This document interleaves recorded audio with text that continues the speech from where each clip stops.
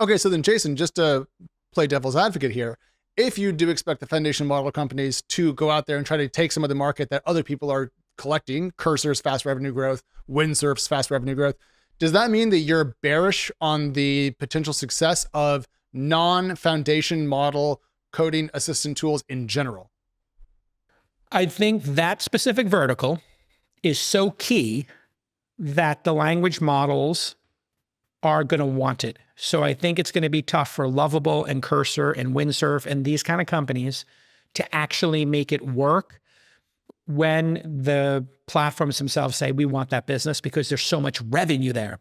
The fact that Cursor has 500 million, Windsurf got to 100, I think. Yep, more or less, and 75 here for Lovable. The fact that these are high growth categories, it's kind of like,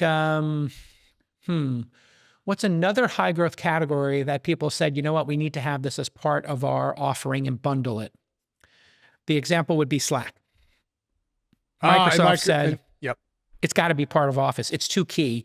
And Zoom is the other example. So they were like, you know, we have to have Google Meet as part of the Google Suite. We have to have Microsoft Teams, which is what they call their video product. And what they call their Slack competitor is still Teams. It's one combined package that everyone hates. Yes. Yeah. I mean, it's just that Zoom is so flawless. It just shows you what a single, you know, and then you look at Zoom's Slack offering, it's so bad. I'm just like, it's so interesting focus as a founder. So if you look, even at this day and era, Slack has still carved a niche and Zoom has still carved an independent niche. Slack has huddles, which I'll use once in a while. Yeah, and Zoom has a Slack competitor built into it, but they just can't seem to chew gum and walk at the same time, these two companies, and take each other's markets. But Office does seem to be able to extend, which would mean, if that trend continues, that a best of breed can coexist. So Cursor can coexist, Lovable can coexist. It's just going to be hard. And it's going to be such a headwind that Slack could not remain an independent company, right?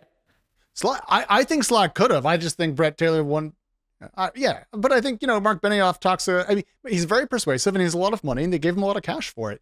On the Zoom point, I just want to point out that Eric Yuan, with the founder of Zoom, the CEO, and a person that I've had dinner with and quite like, he was at WebEx, which got bought by Cisco, and he was there for a while. Then he left to go build Zoom. So his background professionally is, I make online video communication work. And that's probably why he's so good at it and not as good at taking on Slack.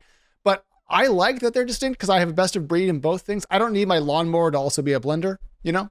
So I'm fine with that. So both things can exist. It's just the headwinds will be severe. You're going to have to be, as we talked about, on a product basis. All these things come down to how lightning focused can you be on the product? So when you see me obsessing about the product that is This Week in Startups, it's because I know you cannot survive if you're not paranoid and you keep making your product better, which is why I was like, I want to have 3 interviews and I want to know how big these things are. I want the Twist 500. I'm always obsessing about product because I know the audience is going to be looking at other products and saying, oh, are there other options for my attention and my time and my money? So if there's any lesson here for founders, be paranoid and obsessive about product. Everybody was thinking, oh, Grok, you know, is toast. You know, they're falling behind. Elon's in Washington, D.C. And then I watched him. I watched it because I, as I said here, I went up and spent a little time with him and I watched him get laser focused again. And then they drop Grok 4 and they leapfrog everybody and take the pole position again. That's just the nature of certain individuals can get so locked into product. It's so inspiring. When you're feeling scared, when you're feeling fear, when you have anxiety, you're falling behind, it's a very simple thing for founders to do. Lock into product.